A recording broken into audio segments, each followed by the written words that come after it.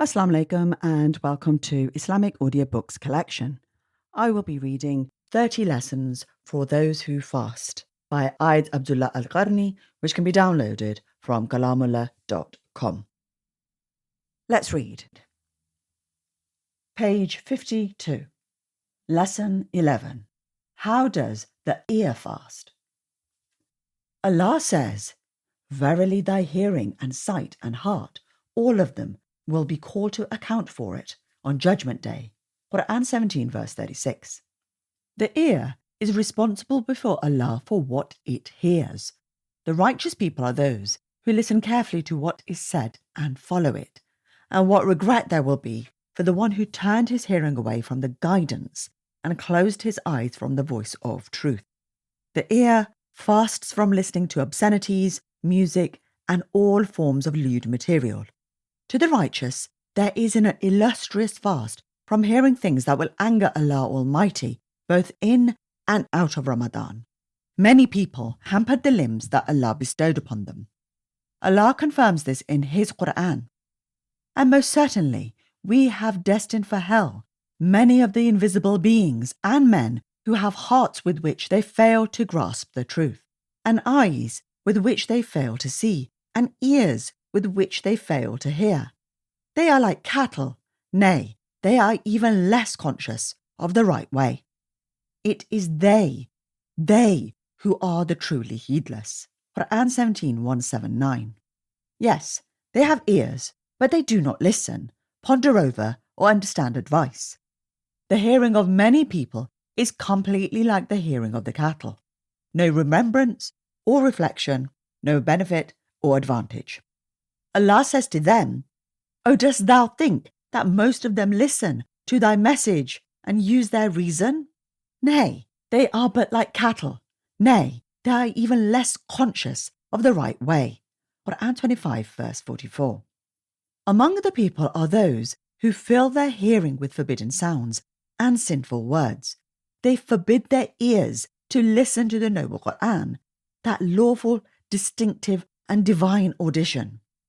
Listening to the Quran bears the fruit of faith, guidance, light, and prosperity. It fills the heart with wisdom, tranquility, intimacy, and contentment.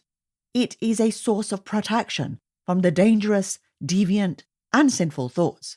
Thus, the power of the ears lies in remembrance, beneficial knowledge, good advice, profound manners, remarkable knowledge, and good speech. Abi Hatim reported that he once passed by an old woman in Medina and heard her reading the Quran from behind the door. She was crying and repeating the verse, "Has there come unto thee the tidings of the overshadowing event?" Abi Hatim began to listen and repeat, "Yes, it came to me. Yes, it came to me." Allah praised those who perfect the listening to the Quran by pointing out, "For when they come to understand what has been bestowed from on high upon this apostle, thou canst see their eyes overflow with tears because they recognize something of the truth." Quran 5 verse 83. They certainly have had the greatest benefit and listened in the best manner. Thus, the ears of those who fast are tuned to hear what is beautiful, while the ears of the foolish are trained to hear falsehood. If the ears of a Muslim allow sinful words to enter, it would wreck the house of the heart, destroy the palace of volition, and corrupt the garden of knowledge. This is how Allah describes these two groups. Yet, whenever a surah of this divine writ is bestowed from on high, some of the deniers of the truth are prone to ask, "Which of you has this message strengthened in his faith?" Now, as for those who have attained to faith, it does strengthen them in their faith, and they rejoice in the glad tidings which God has given them. But as for those in whose hearts is disease, each new message adds another element of disbelief to the disbelief which they already harbour, and they die while still refusing to acknowledge the truth. Quran 9 verse 1-4 to 1-5. Listening to the truth increases the heart in steadfastness on the path of truth, and on the contrary, listening to falsehood leaves traces of falsehood in the heart. It is therefore the duty of every Muslim to praise Allah for the blessing of hearing and also to use it to gain the pleasure of his Lord. Toward this end, the Muslim must engage more in the reading of the Quran, studying, and attendance of useful lectures and advanced wisdom. The Muslim must save his ear from listening to sin, indecency, and all that impedes one on the path of Allah. Almighty Allah says concerning his righteous servants that they turn away from all that is frivolous. Quran 23 verse 3.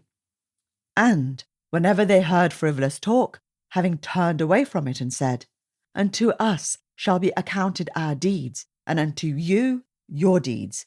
Peace be upon you, but we do not seek out such as are ignorant of the meaning of right and wrong."